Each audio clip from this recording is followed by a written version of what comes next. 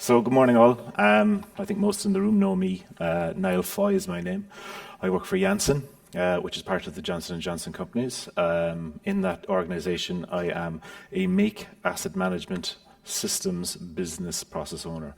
So what is that? That is all things like our CMMSs, our software that we use to support asset management, and the business processes around that. I'm the owner of those for the make organisation in Janssen. I must get used to this technology if I can use it. Digitalization. User interface.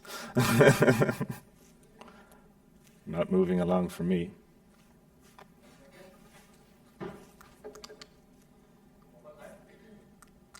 Here we go.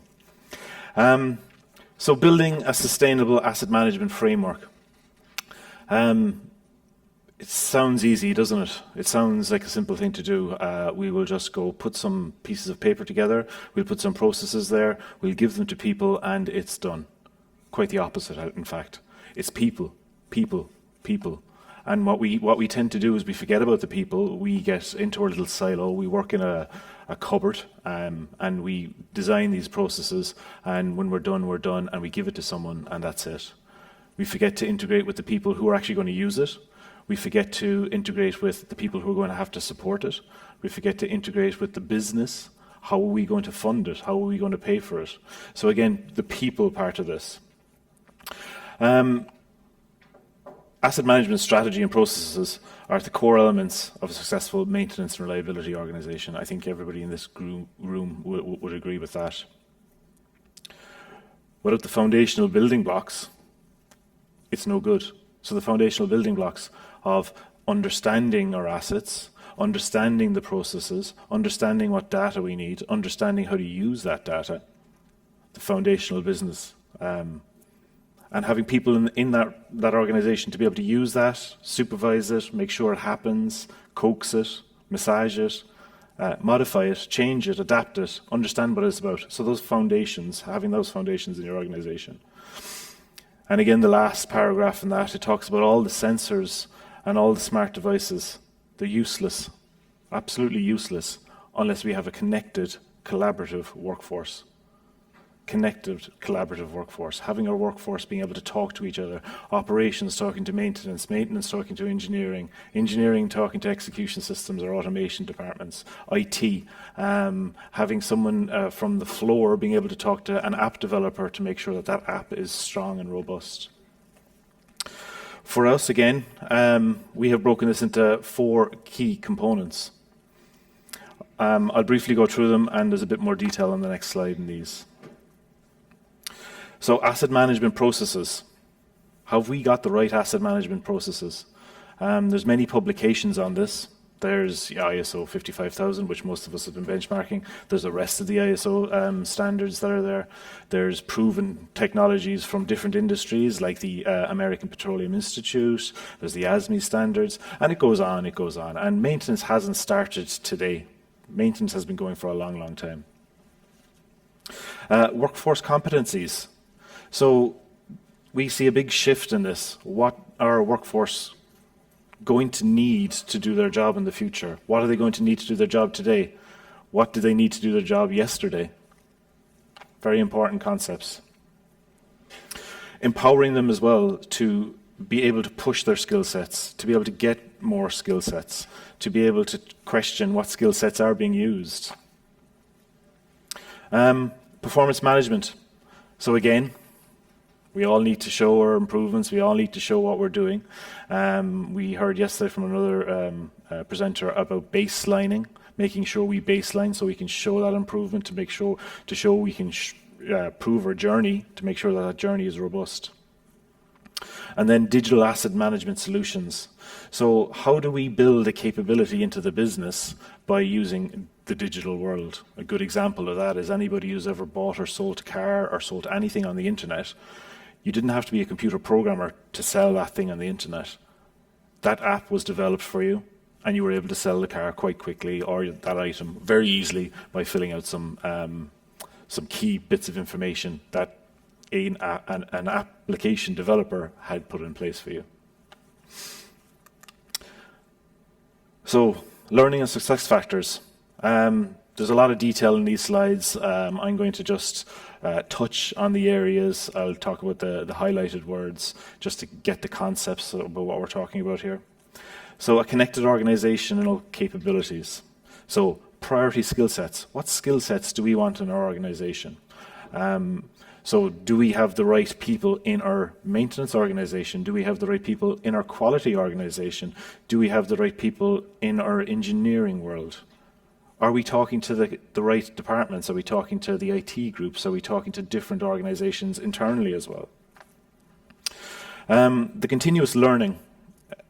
Previously, go back, 40, 50 years, you got a degree, you left college, and that was it. You're an engineer now, that's it. And I think everybody in this room will understand you're not an engineer now because you have to keep learning. You're always going to be an engineer that keeps learning nowadays. We have to challenge ourselves. Adaptive asset management processes. So having that foundation of the right information in the right places and being able to use that quickly, that's really, really important. So I also refer to another example, the Model T Ford versus the Tesla car. I always refer to these two because they were both groundbreaking at their time, the whole manufacturing process of them. The Model T started with a steering wheel. It has an accelerator. It has a brake pedal. It has a handbrake. A Tesla has these, but you use them completely differently. Button for your handbrake. You have an electronic sensor for an accelerator. In fact, the Tesla can drive itself. So very, very different. How do we get there? How do we have a different maintenance approach to those? Metrics that count. Sounds simple, doesn't it? Metrics that count, we just measure. So all too often we have many, many metrics that aren't linked to the core of our business. So I spent a good number of weeks and months speaking with the leaders inside my company, asking, what are you looking for? What metrics do you want? What impact do you want us to make? And for us, it boils down to 3 simple buckets. Reliability of supply. We need to do and make what we said we'd be able to do. So we have patients who are waiting on the drugs that we make, and they're life-changing. So we need to make sure that we keep changing those lives. Capacity. Do we have the right capacity? So have we too much capacity? Have we enough capacity? So different aspects of our business will say, oh, we have too much capacity in that type of modality, but we need more capacity in this modality. How do we measure that? How do we show that? How can we get that conversation going? How can we robustly challenge ourselves to say we don't have enough capacity or we do have enough capacity? And the third is costs. So are we doing it at the right price? Are we spending enough? Are we spending too much? And spending enough is a really important question. Are we spending enough? People forget that. We always tend to go to, it's a cost-saving effort we're doing here. No. Are we spending enough making sure our plants, our assets, are making what we said we could do? Are we funding that reliability of supply? Integrated data and systems landscapes. We have many, many systems. Can we get them to talk to each other? In a big organization like J&J and Janssen, we have many, many systems, and a lot of them don't talk. Is that right? Can we do something a bit different? Previously, we were all doing it on Excel sheets, and we were making sense of our tables and linking data, and we had some clever people who were doing it all manually. Surely we can do that in a different way now. Can we put it up to the cloud? Can we do some data massaging? Can we, do some layers? Can we push that across and make sense of that? And again, the systems landscape. Where are we going to go with these? So, what do we need as a customer of our systems? So, what do we need on the floor? When I'm a maintenance technician, it's 2 o'clock in the morning, and someone asks me to go fix something that's broken. What information do I need? What systems do I need at my fingertips so I can make this plant work again? And again, bring that back to the supervisories, the big organization, the managers of the plant. What systems do they need to be sure that their plants are working? How do we link that? How do we keep that interconnectivity? This slide, a lot of people will have seen this slide. Again, it comes from the BPOG world. This is our interpretation of that. It's taking that as the spine. I'm not going to spend too long dwelling on it, but the important factors here are maturity model, right? How mature are we? How mature are we not? The bars down the end probably represent the thinking that we needed to visualize it simply so that we can show people what we're talking about. Traditional asset management concepts versus workforce of the future. So the oily rag guy, the technician in the field with an oily rag and a screwdriver, versus the technician at home with a computer. How do we get there? Why do we get there? Very important question. Why do we get there? Where's the value? Basic KPIs versus an integrated performance management. Again, basic KPIs. We all have KPI overkill sometimes, and we have big Excel sheets that are printed off, and they go the length of the wall, and they show everything that we want to show. And very hard to get information from that, though, isn't it? Because it's just information overload. Versus beep beep, we need to do something. A notification on your phone. I need to act now. I need to do something. Zero, low level of digital maturity. So again, going back to that paper-based organization, going back to the smaller, older days of workshops, as most of us would have probably experienced in our careers, where little information, it's all stored in paper, it's stacked high, versus the high level of digital maturity. Everything is there at your fingertips when you want it. We have that at home. Hey Google, can you do this for me? Alexa, please tell me what time it is. Alexa, who's playing this song? So we're used to that in different worlds, but we don't seem to want to bring that into our own workplaces. We need to get there. This is one of our core slides.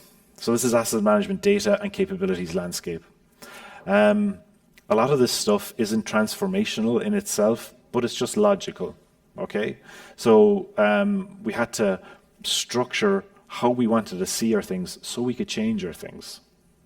On the left, we have data types and data sources. So the data types, asset management type data, the qualities, what properties do we want to know about our assets? What information do we need to have? What layers of data do we want? Is it layers of data from the level 0, so raw data going up to the cloud, or do we want to see some interpretation of that data back to us? And then how do we manage that journey of going from, okay, this is raw data.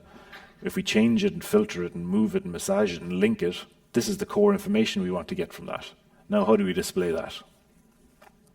Again, our data sources. So we've got our CMMS, and these are blocks or interpretation of the size of the problem or the size of the prize, let's call it.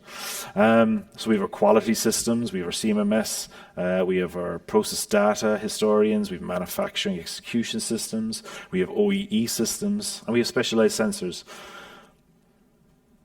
We deliberately called out the specialized sensors because that's a whole new field for us, because people are talking about specialized sensors. Are they specialized? Are they different? Are they new? Are we just using sensors in a slightly different way? Are we bypassing our normal channel of communication with our sensors? So we've pulled it out separately. Another dynamic as well in there is with the specialized sensors is our third-party support. So our vendors, our contractors, the solutions that the other people with the smarts in the room that can pull our information and do better things for us, the people who specialize in this. How do we connect that to our journey? Our data management platform. So we've got 3 stages here. We've got ingestion, we've got transform, and we've got model. Are we bringing the information in the right ways? Are we putting quality information into our systems? Are we putting quality data in? Are we doing it in a structured way? Ingestion. Transforming it.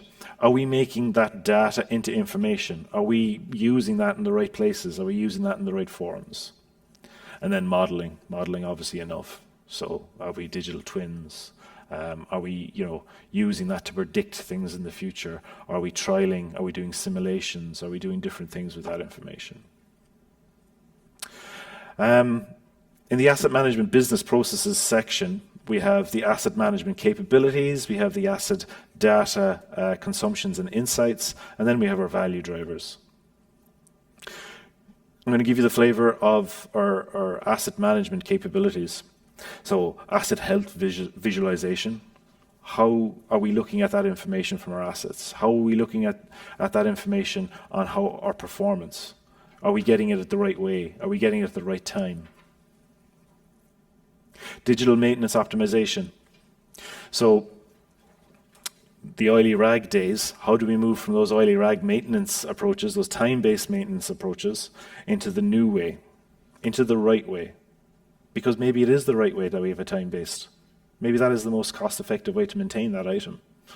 We don't have to digitalize everything. We don't have to have predictive maintenance and everything.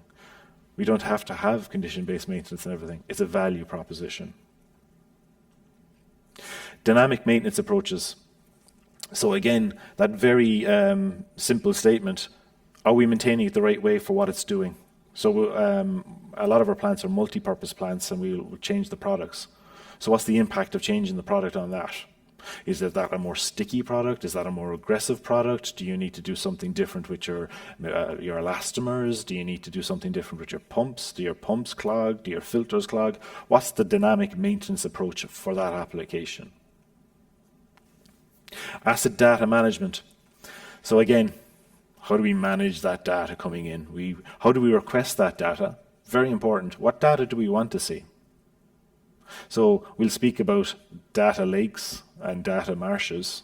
We just can't get out of those. Sometimes we focus on those data marshes. We've got so much information, we can take what we need, but we never get it. So what information do we want to get in and get out of our assets? Asset capacity optimization. So again, are we sweating our assets enough? Are we sweating them too much? Are we making them work hard enough for what we've invested in? I know with some of the plants I worked with in oil and gas, having some equipment being 50, 60 and 70 years old wasn't unusual. In this industry, very unusual.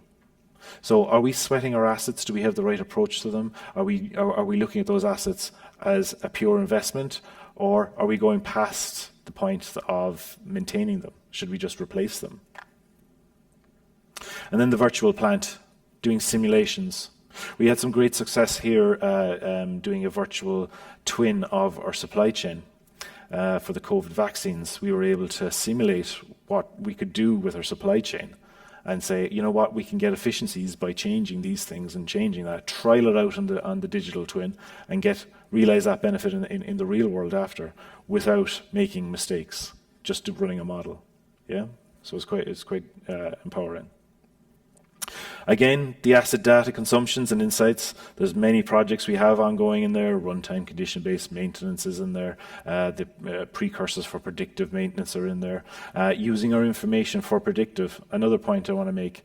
A lot of us will talk about sensors and getting our sensors to be giving us a predictive health.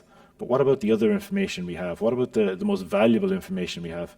The people in the field. How do we capture their information and make something of it and use that in a statistical way? Here is a project that we have just to kind of give you a flavor of some of the works that we are doing. So calibration frequency optimization. We have an opportunity statement, we have enablers, and we have benefits. Opportunity statement, we have over 50,000 calibrations a year in the Janssen organization. What we wanted to do is we wanted to leverage a science-based, risk-based approach to make sure that we're doing the right work. Not to reduce it as such, but to make sure we were doing the right work. Again, it became, let's see how much we can reduce it by, and we did reduce it.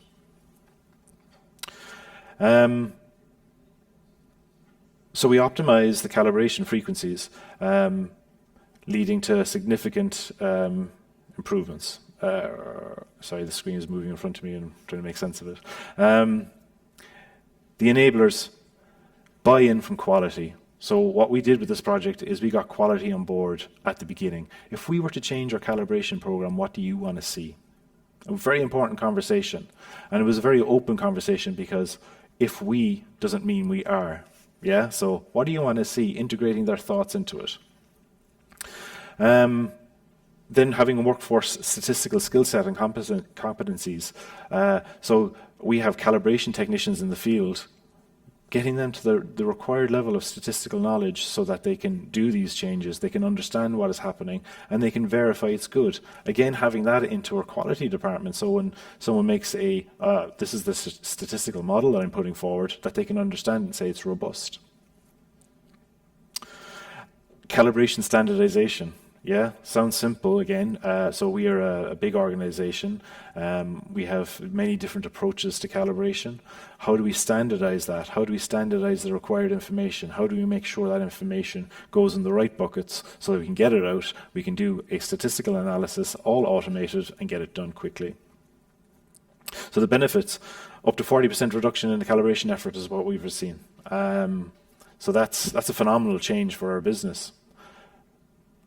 Caveat on that is that's not a 40% reduction in our resources.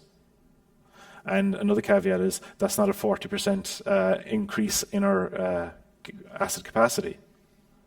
So it's more like 1.4% increase in our asset capacity, which is still hugely impactful. But it's just to be mindful of the numbers and how we display numbers. So again, that was a very successful project. Where are we going next in this one? We are going to DCF, so a digital calibration frequency app, to bring a lot of that capabilities into a digital forum so that we don't have to have people with the pens and paper doing the data science in the background, but it's an enabled automatic program. It's a very exciting area. New skills and organizational approach, and I've just put up one here for the reliability engineer skills. So what are the skill sets we need for each role? There was a good bit of body of work went into this to try and frame it. Asset characteristics. So these are the areas we want our reliability engineers to be masters in, so that we can move forward with it. I also refer to some of the old ways of doing reliability programs versus the new ways of doing reliability programs. So before, when we did a FAMICA, we would stop saying, it has failed, now we have a corrective action, and that's that. So that's the information we need. The failure mode was pump stop pumping, check that the pump is pumping. That was the corrective action. Now we're moving to the new world of pump has stopped pumping. What indicates that? What's the sensor? Give me the tag. What's the pressure range? What's the movement? What other information do we need back from that asset to make sure that it's a robust FAMICA? So conclusions. It's a human-centric transformation. What we're trying to do is build and sustain an innovation culture. So it's a culture, and we spoke a bit yesterday about that culture. It's about the culture of innovation. Failing fast to learn fast, yeah? So this is about moving quickly and having the confidence to fail fast, yeah? To call it. This isn't working, so we need to learn from that and move on to the next project. Build the organizational capabilities. So what competencies and skills do we want inside our organization? Do we need to change from having mechanical mechanics to data scientists? Do we need to have a certain ratio of supervisor to maintenance craft? Is that the way we want to go? So that organization. All focus on value creation.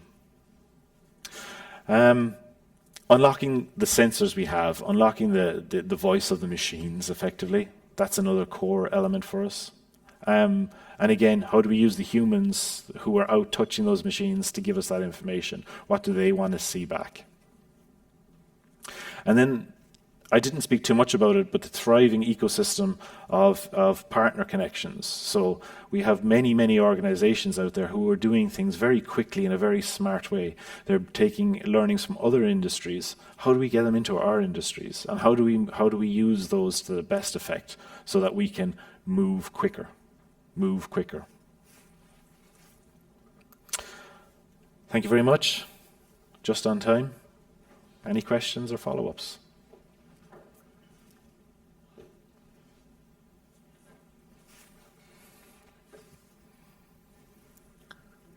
I had a question about your calibration interval optimization tool.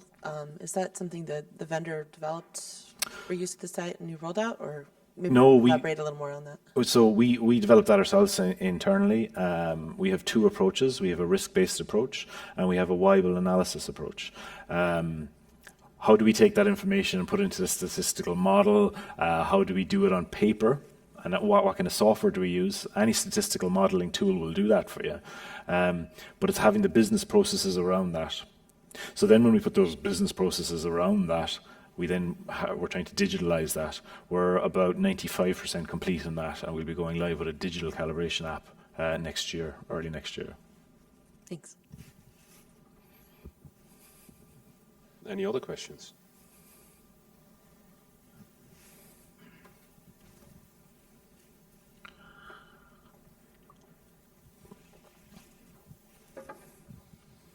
As the company, your company is a big company, you may have more than one CMMS. Yes. How do you integrate all of them? I mean, kind of standardization, harmonization? So we have 3, if not 4 versions of SAP. We have Maximo.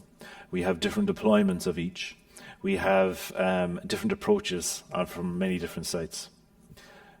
What we had to do is we had to say, what do we want to get out? So again, referring to the calibration program, what tolerances are we talking about? We're talking about process tolerance? Are we talking about device tolerance? Are we talking about some tolerance that someone thinks we need? Are we talking, what are we talking about? Give me that information. So in certain parts of SAP, it's supposed to be in box 1 of field 10, let's say. Others will use box 10 of field 6. So how do we do that contextualization? It was a big effort to do a data contextualization, and then that has given us that learning. We need to standardize how we're doing it. We're also looking about how we're going to transform and standardize a CMS going forward, taking those learnings. But again, a key learning was we didn't push for standardization as much as we should have over our journey of time, over 20, 30 plus years. So now we're feeling that pain, right? But let's use that pain for the betterment. Yeah, let's use that work in a better way. So thank you very much for the presentation, quite insightful. What I extremely liked was the very structured way how you approach your asset management as a business process, right? Mm-hmm. So linking the different types to the capabilities, to the value drivers. The question I have is, to me, that is an extremely cross-functional process. So what I'm expecting is you somehow need to negotiate resources to drive that with the line organization, with the metrics. So how do you integrate that process in the way you define it in your overall business process landscape in terms of the organizational model? So very good question. We do maturity level assessments at different aspects of this, right? So we have a digital maturity model. We have an asset management maturity model. We have an engineering capabilities maturity model. All based around ISO 55000, of course, but we use these at different times to turn on and turn off what we want to do. Yeah, so a good example of that, it would be what we did with the asset management maturity assessment. A number of our plants changed their organization. Oh, this is where we need to go with that because we've just done an assessment. It's aligned to ISO 55000. It's highlighted I'm lacking in this area. Therefore, I need to bolster that up. Can you help us? Can you help us get someone? Can you help us do this? And we changed the organization by that. We tried pushing that whole need statement on the sites it's just pointless. It needs to be a pull statement from the sites. It's about giving vision to the right people to make sure that they understand why we need to do this and then help them action that.